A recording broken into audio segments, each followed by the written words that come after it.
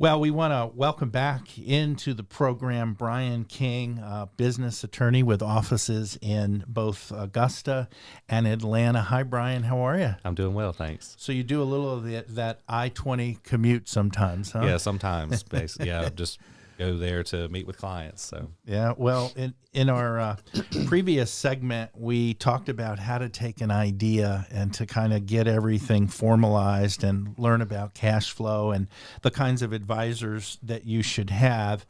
And of course, our government has some mandates in terms of what you have to do to be legal. And so what are some other things that clients should think about? well, you need a business license to run your business, and so you want to get a business license in the county where your business is located.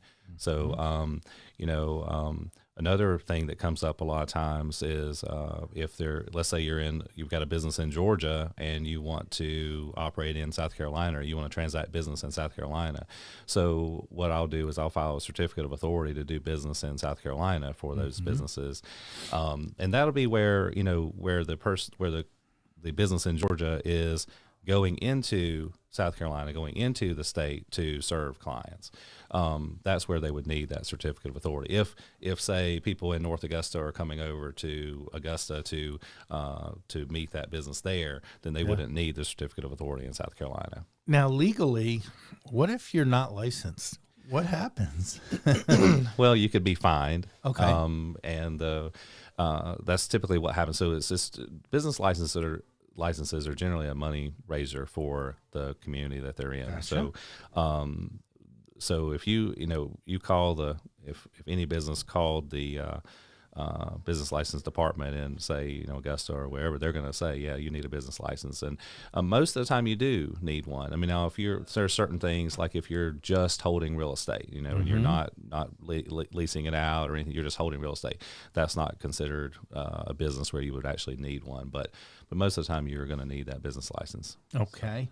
Another thing that tends to be critically important, and I guess sometimes something you just have to do, is to insure your business. Why don't we kind of run through the different kinds of insurances and kind of the must-haves and Sure. maybe some that, you don't necessarily have to Well, have. sure. So I typically recommend that clients get a commercial general liability policy for their businesses, and those are going to be exactly what it sounds like. It's a general policy that's going to cover most of the things that happen in your business. Now, I would recommend you talk to your insurance broker and have them search for a policy that's going to fit your particular business, because they can be different. There's particular endorsements that could be on the policy and particular exclusions that could be there. So you want to make sure that what you think you're getting is actually covered.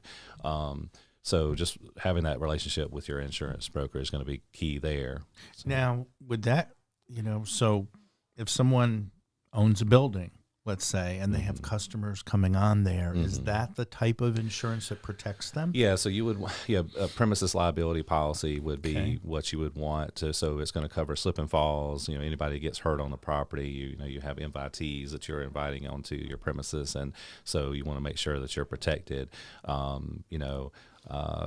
What I usually recommend as well is that you have if you do own the property, is to own it in a separate LLC.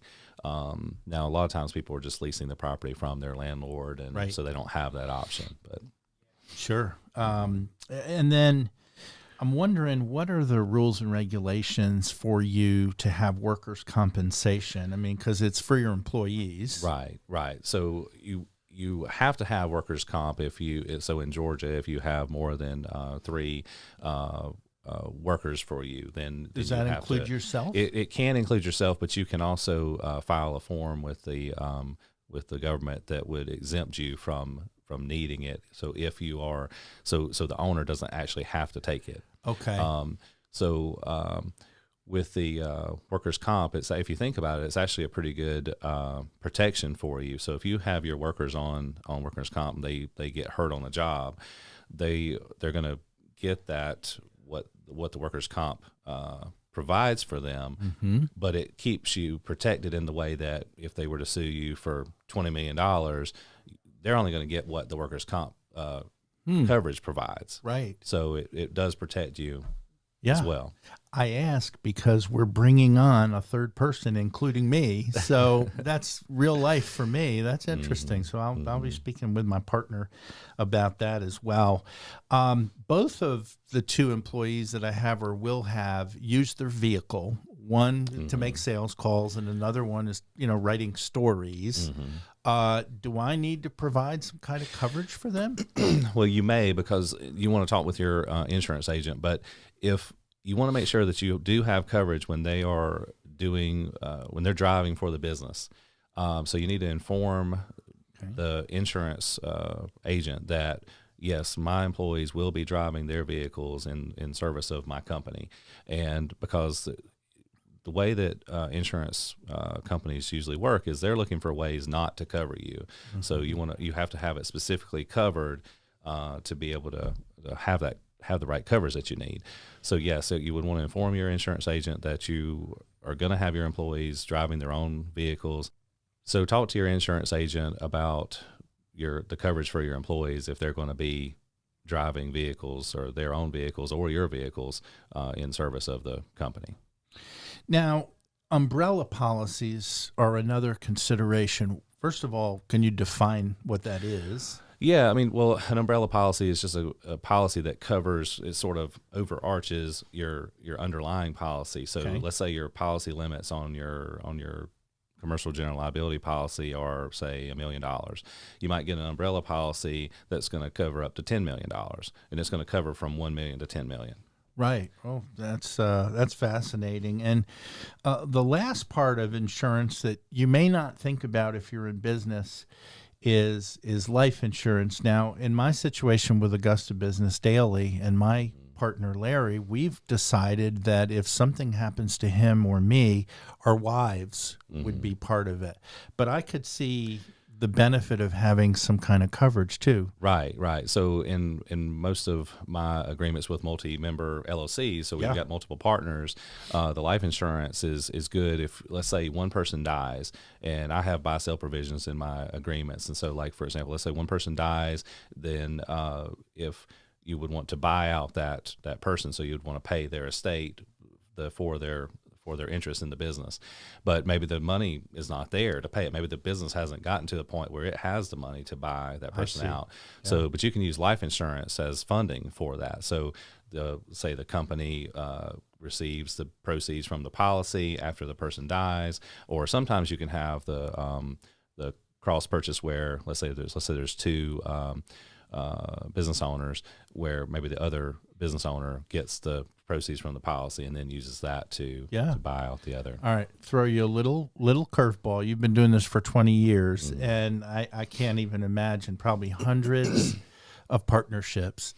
Has anything ever gone wrong where there was not something like this in place, and sort of what's the fallout if you don't protect yourself? Well, I mean, I've dealt with a lot of different partnership disputes and a lot of different issues that happen with partners over time. I mean, and it can really just vary from lots of different kind of scenarios. One of which would be not having enough money to purchase the other side out, and sometimes the business could fail, if it doesn't have the appropriate funding and all. So it is important to get those.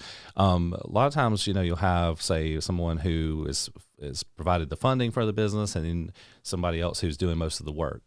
And at the very beginning, it all seems great, and the person who's doing all the work, he's very thankful to have the money to do what he wants to do.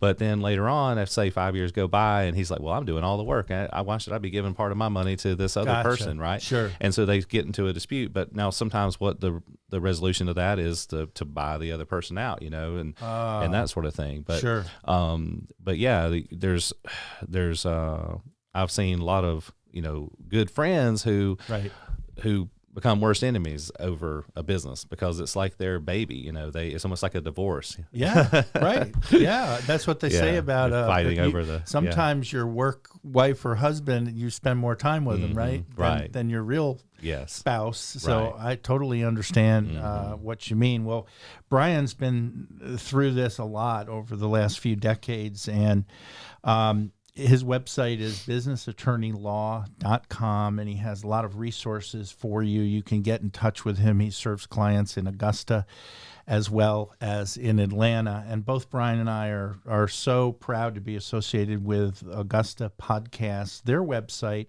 is augustapodcast.com. You can look at some other podcasts, and heck, maybe you want to use this as a way to market your business. Get in touch with David or Chris, first-class people, and they're really onto something, and we're pleased to be part of the process.